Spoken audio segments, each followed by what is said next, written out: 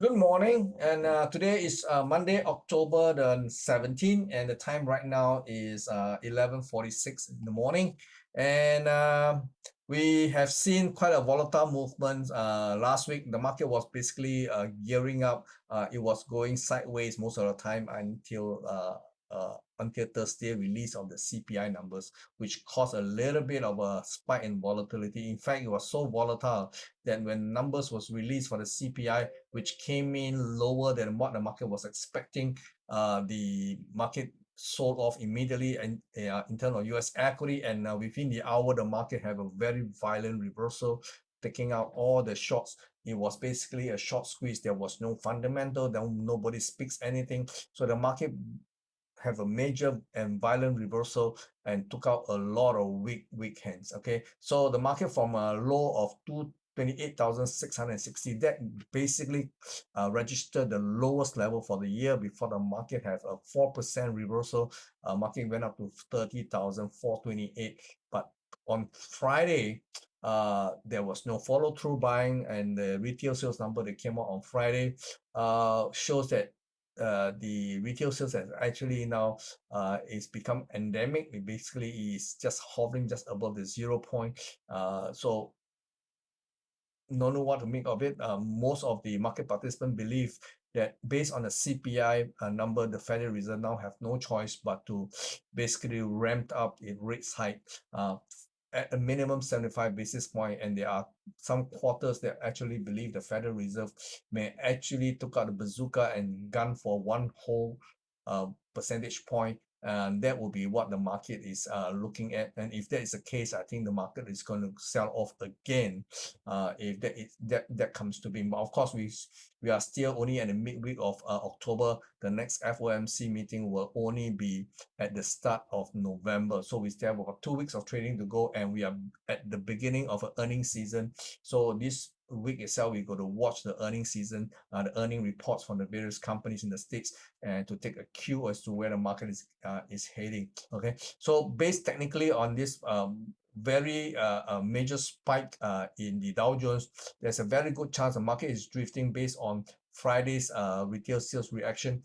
There's a very good chance market will drift down all the way to maybe 29,550. Okay, and then if we can stabilize around the 50% mark, there is a very good chance we may see another run up in prices.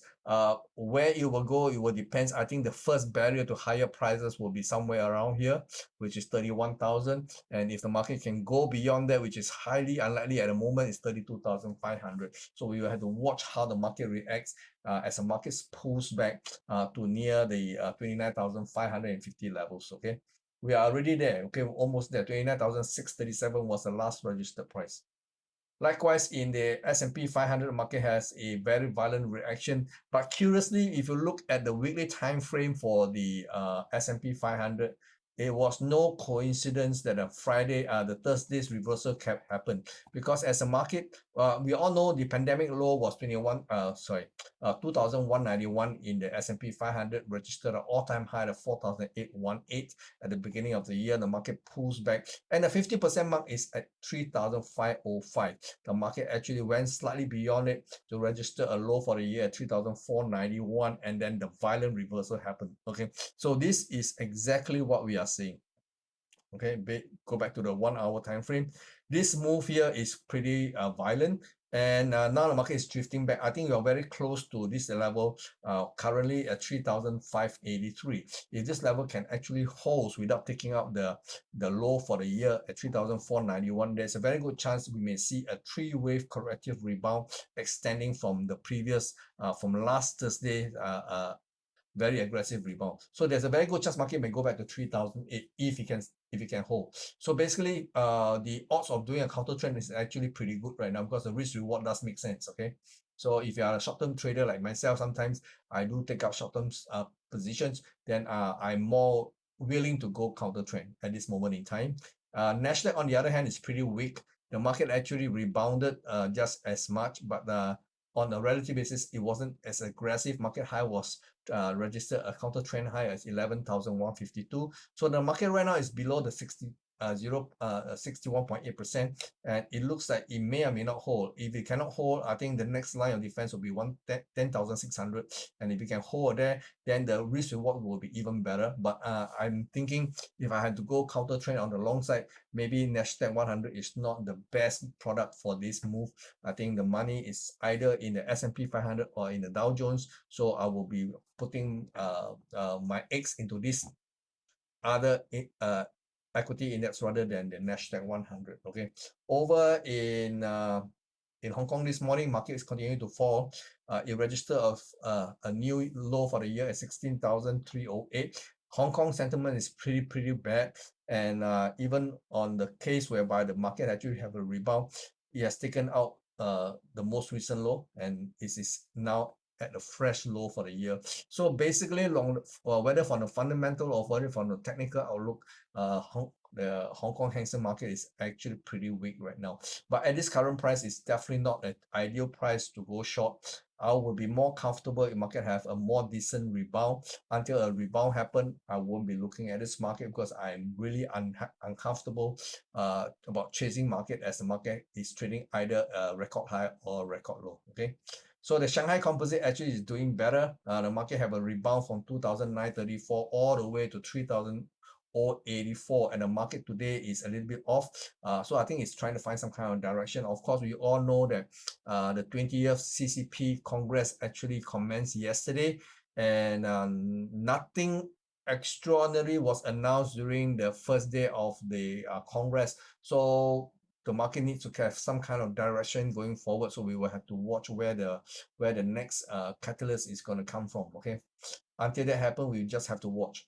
In the FX market, we can see that the dollar versus the yen has gone up to the new high for the year at 148.86, and this morning is just basically holding water. I think it's quite clear market wants to go higher. And I think based on this, let's take a look at the daily time frame to get some kind of reference pricing. There's a very good chance market we all know market is likely to go higher than come off. The next immediate target for me will be 154.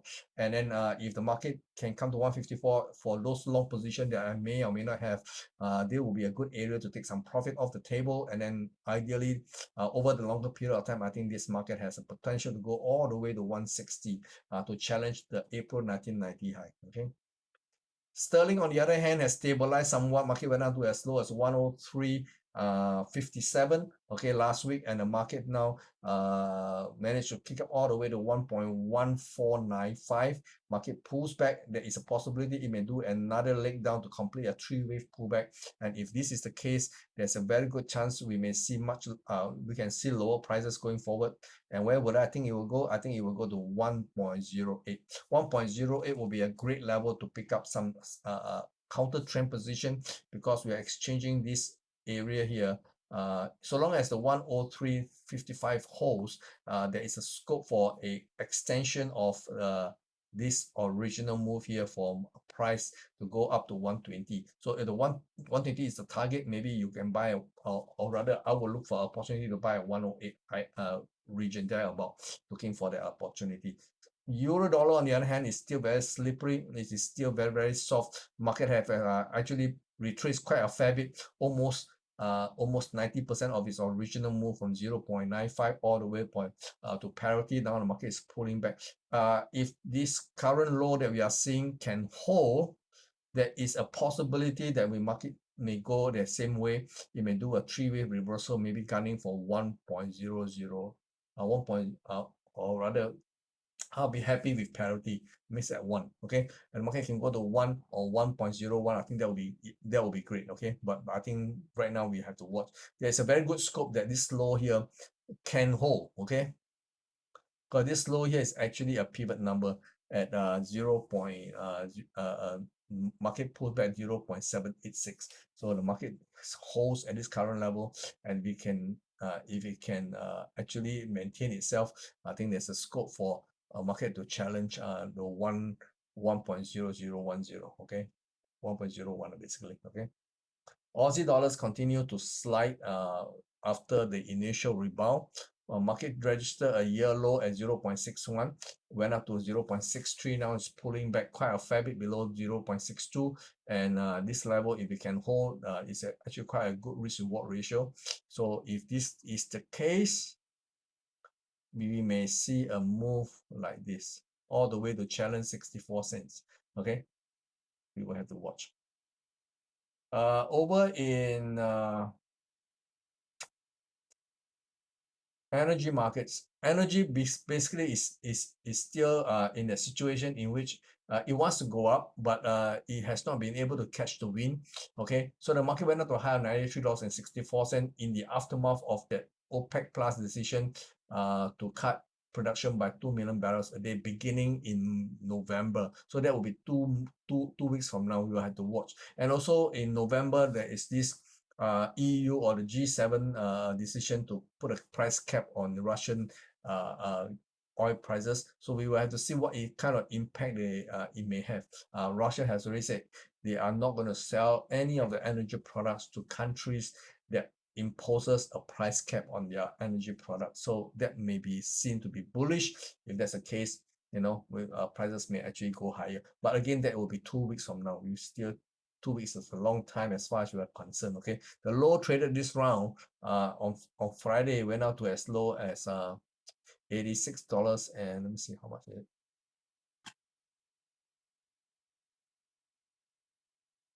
Okay, $85.20. Okay, it was even lower than what I expected. So basically, I'm still holding on to my long position. I'm long at 80, 89, 87, 87, 89, 88, 89, $87. So basically, I'm underwater right now for my positions, but I have a protective stop just below, and just below $84. We will have to see whether my stop will survive, and we will have to see that. Okay, there's a very good chance because this move down here is corrective in nature.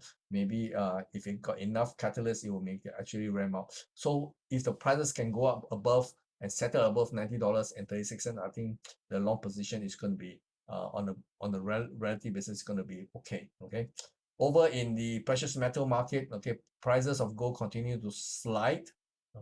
Okay, we are going to see the gold prices. Gold prices continue to slide. Went up to 1,639 and 30 cents on Friday itself. The market is rebounding, but overall the market is basically under this downward trend here. The only time the market can actually rally is when the dollar started to correct its recent very aggressive rally. So unless the dollar comes off a little bit, there is going to be a lot of heavy headwinds for precious metal to go up. So watch out for the dollar. If the dollar starts to weaken, maybe we have a chance to see gold prices and silver prices starting to recover. Once the market take out this immediate resistance point, that of course the prospect of higher prices brightens up a lot. Okay, we will have to watch for this resistance point. Today itself, where would that be? What would that be? What would be this point? Okay, I think you cannot see it on the daily. You're gonna see it on the hourly. So at the nearest, I would think the market will have to clear something like $1,667 to be absolutely clear. Okay. Silver continues to edge lower. You can see the drop is actually very extended. We may see a corrective rebound, but I think for a time being, the one that we want to watch is this level here, $19.31. Any kind of rebound is likely to be kept below this level. So we may see another dip in silver prices going forward because it looks like a 5-wave structure to me. Okay. Over in the crypto space, we can see that Bitcoin and other cryptocurrency has a rebound, a very, very strong rebound from the most recent low at 18,183 in the Bitcoin to just under 20,000. And now the market pulls back up to 19,000. There is a very good scope. The low for this round may be already in place.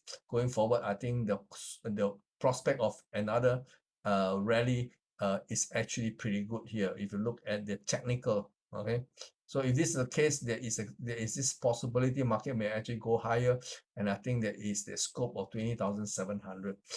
The market may actually go up to. Okay, so there is enough scope here. Likewise, Ethereum, I've always maintained that before the market went up to 1,155, I always thought that the market will have one large flush, okay, to take out all the long weekends. And that's what the market did. The market went even deeper to 1,155 and then rebound very aggressive. Again, the market has a very shallow pullback. The low so far, the pullback over the weekend was $1,263.80, and the market is starting to go back up again. I think from here onwards, there's a possibility this low is already in place and the market will go up beyond 1,342. If this is the case, the prospect of an extended run higher is pretty good. Okay, at the bare minimum, I think it will be at 1,451, just under this medium term resistance line. 1,451 from where we are at 1,003 is there's still a bit of a scope, okay? Based on risk reward, if you dare to take this trade, place a stop, okay, below 1,263. That is at least giving you a risk reward of 1:3. So you can take this based on what we see on the 1 hour time frame. Ripple overall is going to be very positive.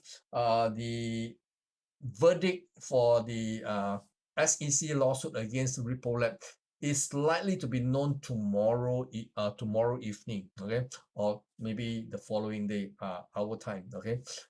If that's the case, most analysts has been saying that there's a fairly good chance Ripple Lab may actually win this case, and that would be positive for news. But overall, I do believe that the market has been pretty long on the Ripple itself. So any verdict that is positive is also a good time to take some profit off the table.